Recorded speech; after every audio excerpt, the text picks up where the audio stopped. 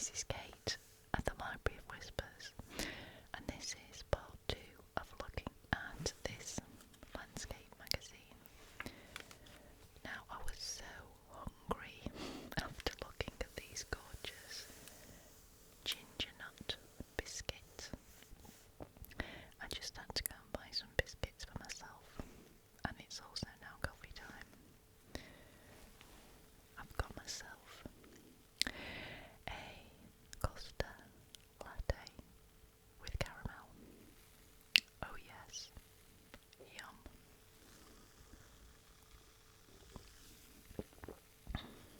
And I'm going to have a look at these biscuits I bought.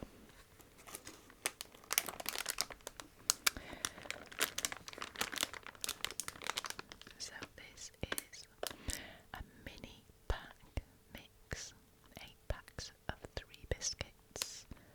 So you get 3 in each pack. It says new assortment, because 1 is never enough, apparently. And then I also got myself these. Now these are Lotus Biscoff. Love these biscuits, but these are extra large Lotus Biscoffs.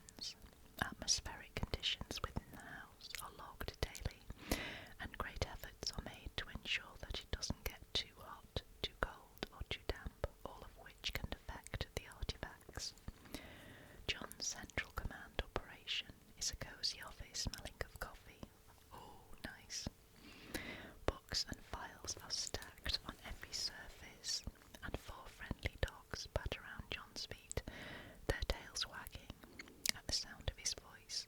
Conservation is a rolling programme, it never ends, says John. Coffee.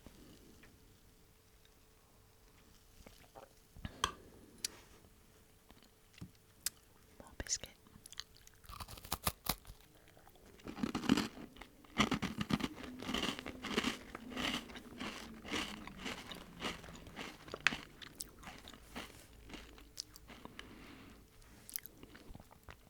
Perfectly polished. The sharp smell of beeswax polish and the musky aroma of glue wafts through the open door of the furniture conservation studio. Here, Rupert Stevens and Toshifumi Iwata are conferring over a large circular rosewood table, which has developed a crack in the top. All the big restoration jobs are done during the winter, explains Toshifumi, or Toshi. At the close of each visitor season, Anthony Beach will inspect each of the rooms, checking furniture for beetle damage, cracks or splits. If there is anything that needs attention, it can be worked on either in situ or in the workshop. One of the largest and most grand houses of the first Elizabethan age, Burghley was built and mostly designed by William Cecil, Lord High Treasurer to Elizabeth I, between 1555 and 1587. He wanted a palace, and that's exactly what he created. Over the centuries, his ancestors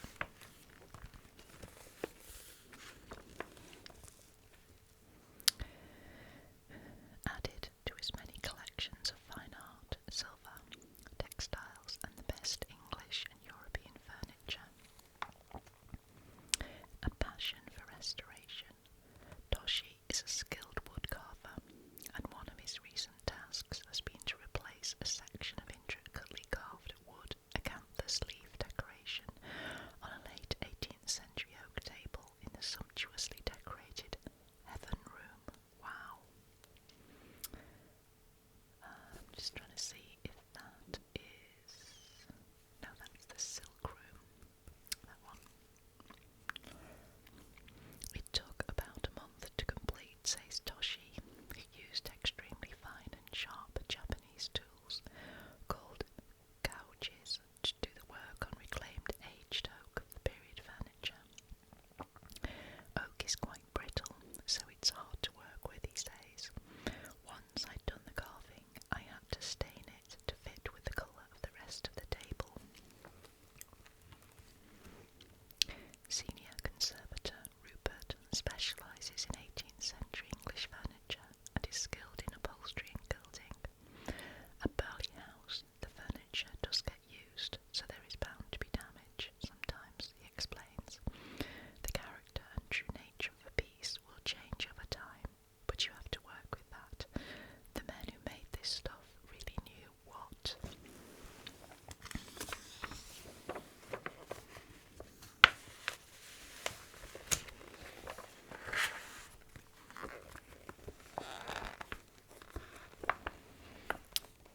They were doing, he says admiringly. They worked with an almost obsessive attention to detail, so of course we have to do the same. It's very rewarding. Coffee.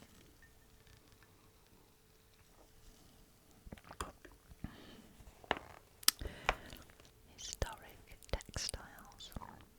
Attention to detail also is something that textile conservator Sheila Landy and her team must employ during the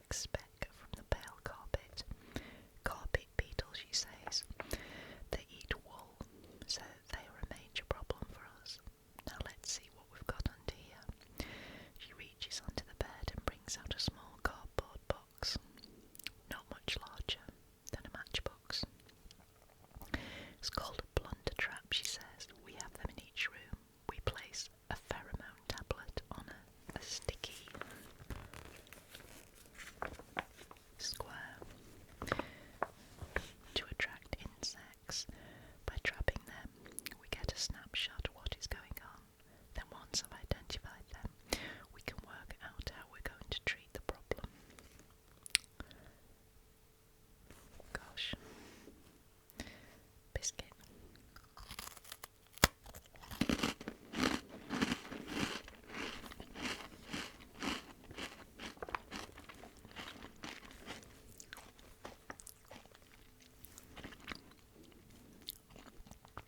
A thorough dusting.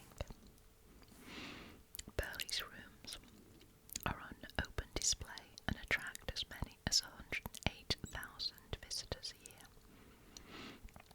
meaning dust is a perennial problem and something which must be tackled during the winter because it creates the perfect environment for destructive mould, moths and beetles to thrive. Seasonal stock taking means cleaning and protecting the textiles. This year, one of the tapestries in the blue silk bedroom has to be taken down and washed, something that only happens almost about once every 35 years. Last year, when Sophie detected mould on a tapestry in the black and yellow bedroom, she made an unexpected discovery. I removed the tapestry to treat it and noticed what I thought was a wobbly panel underneath, she recalls. I pushed it gently and it moved back to reveal a secret compartment. Oh! There was a 17th century set of 3 drawers in the wall. Close examination of the other panels revealed a second cupboard, which contained a complete set of old fire irons that had been made for the room's fireplace in the 19th century. Even hundreds of years on, we're still finding things. Wow. Could have been a box of treasure, though. I think that would have been more exciting. Making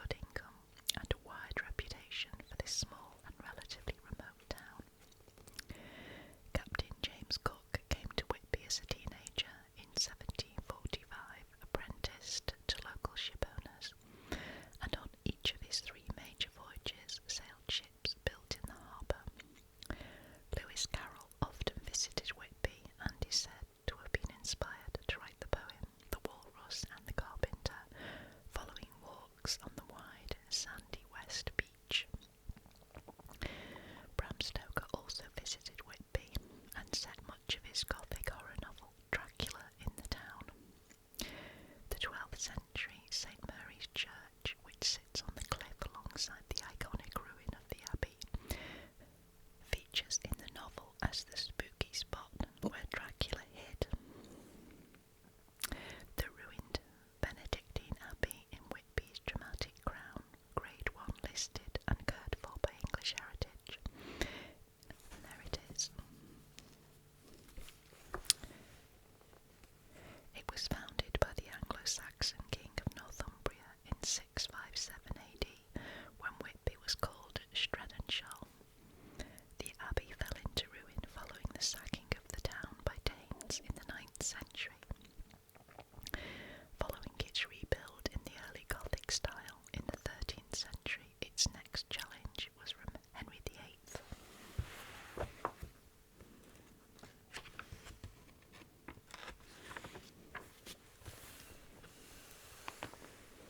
It's going to have a bit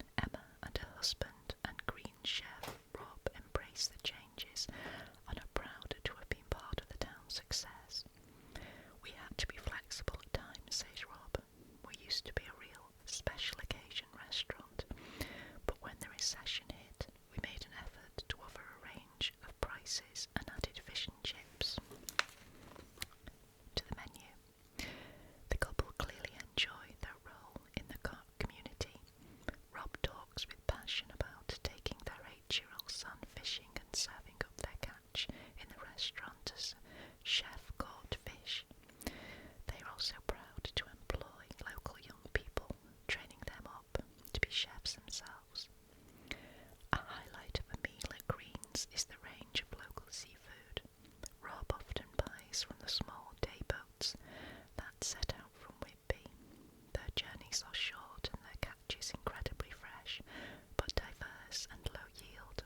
So the menu explains that when a dish is gone, it's gone.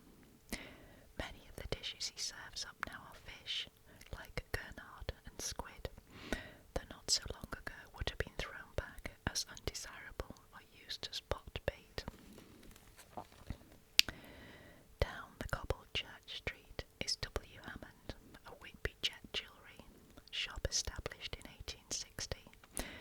Rebecca Tucker, the jet jeweller, is also aware of the role of the community and the local environment in the business.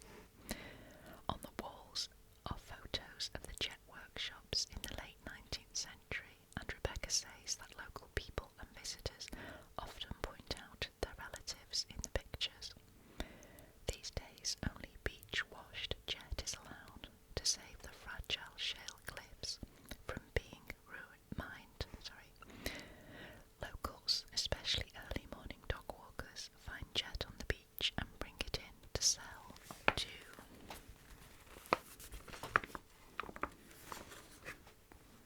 the jewellers. Rebecca cuts, sands and polishes the jet to its distinctive and intensely black mirror shine, and sets the stone in brooches, rings and necklaces, often in Gothic styles that reference the Abbey and the Dracula tale. The gemstone is unusual in that it is warm to the touch and very light, making it ideal for large and intricate mourning jewellery, popularised by Queen Victoria after the death of Albert in 1861. In the 1870s, some 1,400 men were employed in the jet industry, another example of Whitby's history of good fortune. Jet is the fossilised remains of the Orchorea tree, like today's monkey bustle tree, that grew in forests along this coast in the Jurassic era, 20 million years ago. It is a denser sort of coal. The way to tell between the two is that jet, when sanded, has a brown dust, whereas coal is black. The more gingery the dust, the better quality the jet, explains Rebecca. Visitors to Whitby can enjoy a beachcombing session with a good chance of finding a piece of jet or a fossil. Even ancient prehistory is close to the surface here. Looking to the future, Rebecca is young, working in an old trade in an old town. Whitby is so cut off, it's bound to be different, she says, with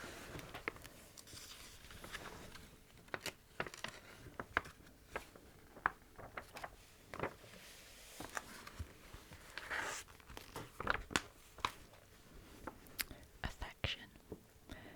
Emma Stoddard adds that there are lots of young people starting businesses in the town, a situation very different from many of Britain's small towns. Even W. Hammond's is forward-looking. Rebecca is proud that the jeweller's firm was asked to make the jet spider detailing for a red carpet dress worn by a Hollywood starlet to the premiere of the recent Spider-Man film. At £5 million, it is rumoured to be the most expensive dress ever made. Nature and art. For all the bustle of the town, calm is never far away. Wainwright's coast-to-coast walk across Britain finishes in nearby Robin Hood's Bay, and the dramatic North York Moors are right behind Whitby, circumnavigated by the 109-mile Cleveland Way. Meanwhile, for shorter walks, Whitby's West Beach, or the 199 Steps, are both close to the centre and part of the life of the town. There have been artists here for some time. Artist Sue Webster, whose photographs capture the movements of light and water in stormy waves, puddles on the beach, burns bubbling from the moors, and the distant horizon credits the artistic history. The local Staithes School was a group of about 25 19th century painters around the nearby town of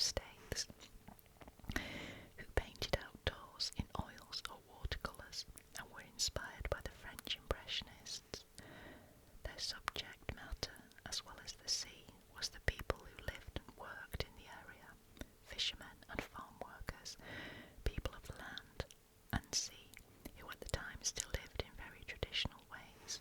The town and the surrounding area are both still home to a large number of artists, many of whom are enthralled by the extraordinary quality of the light here, while the sea and moorland bring constant inspiration. The area has a microclimate of its own that leads to a lot of clear, bright and sunny weather in summer and in winter. Heather Cat uses batik, an old process of wax and dye on cloth, as her medium. It's like painting with light, she says. I try using paint, but just keep coming back to batik. Painter Lynn Wixon works with the architectural structures of the coast and plays with colour and shadow, and has embarked on a 5-year project to follow and paint the coastal landscape in sections all around England and Wales. She is fascinated in seeing the functional and industrial Northumberland coast give way to pleasure beaches along the Yorkshire stretch. The seclusion plays its part as well as the light. Whitby has long been isolated in a remote spot between the North Sea and the moors. Transport links have historically been few, and even now are very slow. In medieval times, these were only stony tracks over the moors, while the busy seaport